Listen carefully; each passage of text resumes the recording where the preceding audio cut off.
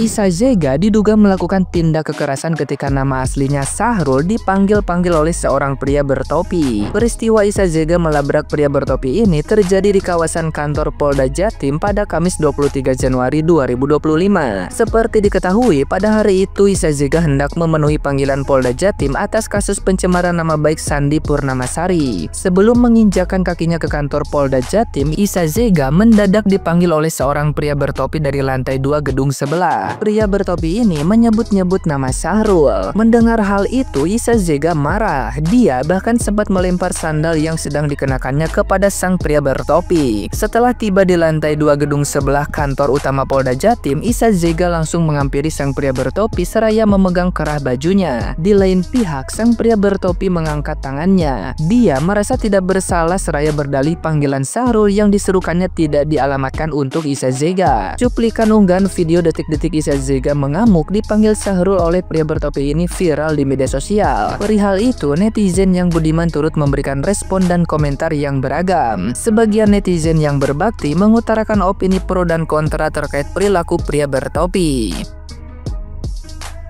Nah, gimana nih menurut netizen yang terhormat? Silakan berkomentar ya.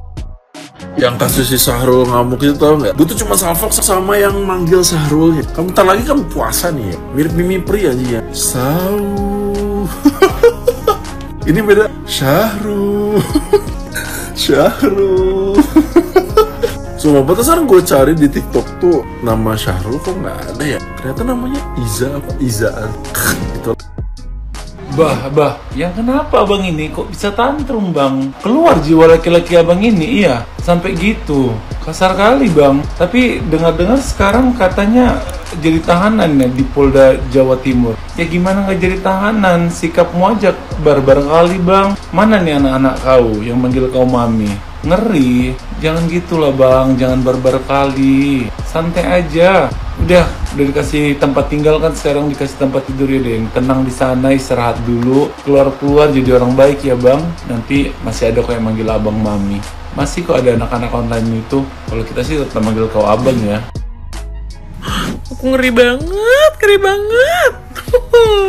Tapi sumpah, Kak Anti bisa gak usah nyari sendal. Temen lu lagi dipukulin, lu juga lagi ditarik-tarik.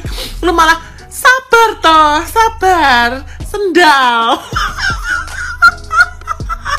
Anjir, gue ngakak. Tolong. Tapi gue salut Kanti sama Kak Galing gak ngelawan, keren. Gimana rasanya ditabok itu? Kuat kan ya? Aman kan ya? Sumpah itu sendal ketemu gak sih Kanti? Kalian menurut kalian gimana sih? Lagian kamu cari gara-gara. Udah tahu dia ngakunya perempuan, lo panggil Sahrul, lalu digebukin kau. Menurut kalian salah siapa? Salah kamu lah, nggak menempatkan diri di depan umum. Kamu berarti mempermalukan dia ya. Udah tahu dia maunya diakuin perempuan, panggillah namanya perempuan, ya kan? Jangan lu panggil Sahrul, akhirnya digebukin. Kalau udah digebukin gitu gimana? Matilah kau. Juga bingung ya. Di situ kan katanya di dekat polisi ya. Kenapa nggak langsung ditangkap aja ya? Emang boleh ya mukulin orang di depan umum tuh? Memang boleh ya. Lalu menurut informasi dia ini katanya udah jadi tersangka. Kenapa sih kalau udah jadi tersangka itu nggak langsung dijeblosin aja atau gimana sih? Gimana sih? Saya juga bingung ya. Kenapa nggak langsung dimasukin aja gitu? Kalau seandainya memang udah jadi tersangka. Yang kedua, emang betul ya kalau jadi tersangka tuh belum tentu masuk ya? Gue bingung lah. Soalnya bikin unar kemarin di Jakarta, sekarang di Surabaya, ya kan? Coba menurut kalian gimana? Ya kan?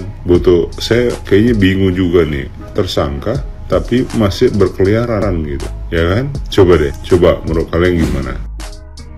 Lagi-lagi kita dihebohkan dengan satu kejadian yang cukup luar biasa hari ini guys ya. Nah mungkin teman-teman tadi sudah sempat lihat dan nonton videonya ya. Betul. Ini ada yang tahu nggak ini siapa? Nah ini Isa Zega alias Sahrul ya. Hari ini guys dia bikin ulah lagi ya. Dia melabrak dua konten kreator yang sedang makan di salah satu tempat makan. Nah mungkin teman-teman udah tahu ini konten kreatornya, ada Antis Anton sama Galih ya. Nah, dilabrak sama si Isa Jega ya. Dan yang dilakukan oleh Isa Jega adalah dia melakukan sedikit kekerasan guys ya, ada sedikit pemukulan juga, dan dia menarik baju si Anto Antis ini ya. Nah, selain itu juga guys, pada saat terjadi kasus ini ya, si Isa Jega itu juga melakukan sedikit tindakan yang menurut aku tidak wajar sih ya. Nah, tadi juga saya dengar ya, di antara dua konten kreator ini ada yang terluka guys ya, ada yang terluka. Nah, dari salah satu konten kreator itu merasa tindakan yang dilakukan oleh Isa Jega itu melukai dirinya, bahkan sampai sobek, terluka ya. Menurut teman-teman nih, yang dilakukan oleh Isa Jega ini akan kena pasal apa dan dia akan dikenakan kasus apa? Mungkin teman-teman bisa komen di kolom komentar aja, oke?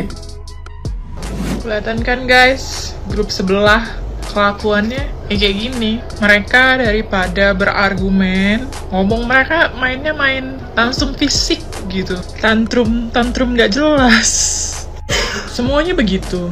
Kak Shell emangnya gitu, bermain lidah gitu kan, play victim. Ini si Sahrul mainnya fisik. Gimana, anak durhaka ya kan, bapaknya aja disumpah-sumpahin. Yaudah, gitulah kelakuannya. Terus yang satu lagi, si nenek ngoceh aja nggak habis-habis, ngoceh aja nggak habis-habis. Tapi ngoceh nggak ada buktinya, cuma ngoceh aja ngoceh. Heran masih ada aja yang dengerin. Ini si Syahrul untuk kasus yang pencemaran nama baik udah goal guys. Jadi tinggal kasusnya satu lagi. Kita netizen Indonesia jangan lupakan kasus ini. Masa di Malaysia aja si Nur Sajat bisa diproses, kita di Indonesia masa sih nggak diproses? Jadi benar, the power of viral itu kasus cepat diproses. Jadi kita memang sebagai pengguna sosial media ya wajib untuk speak up selama tidak melanggar hukum. Jangan mau ke brainwash sama orang-orang berkepentingan sesuatu gitu. Kita juga harus jadi netizen yang pintar. Jangan ambil sesuatu mentah-mentah dari sosmed. Tetap harus cari informasi yang valid dulu. Karena kalian kebanyakan netizen Indonesia itu terlalu polos, makanya gampang untuk dibohongin sama influencer yang sebenarnya nilai niatnya cuman mau ngejar exposure aja. Karena sebenarnya untuk mengakses informasi itu gampang guys. Kita punya ChatGPT, kita punya Google. Jadi kalau kalian nggak tahu di Google, jangan cuman percaya dari satu sumber aja. Memang wanita normal, wanita dewasa yang normal, yang secara harfiah yang terlahir sebagai wanita seutuhnya, terkadang akan mengalami yang namanya PMS saat akan haid atau mens. Kadang marah-marah nggak jelas, ngomel-ngomel nggak jelas, ya tantrum lah gitu ya, sensitif gitu dan lain sebagainya. Itu wanita normal, wanita dewasa yang normal ya. Maka pertanyaannya, apakah mungkin Tante Sahrul mengalami PMS karena akan haid atau mens? Kalau seumpama iya, kira-kira yang dikeluarkan apa? Nanah atau air liur? Dan apabila seumpama Tante Sahrul haid atau mens, kira-kira menggunakan apa? Taplak meja kah? Lapel kah? Atau perban? Ya, wanita dewasa yang normal, kalaupun mengalami PMS, dia hanya ngomel-ngomel gak jelas, marah-marah gak jelas, tantrumnya pun masih dalam skala wajar, tidak melakukan tindakan-tindakan seperti apa yang dilakukan oleh Tante Sahrul. Karena apabila Tante Sahrul melakukan tindakan tersebut dikarenakan PMS, rasanya cukup menakutkan ya, karena mungkin saja menimbulkan korban jiwa. PMS yang aneh ya.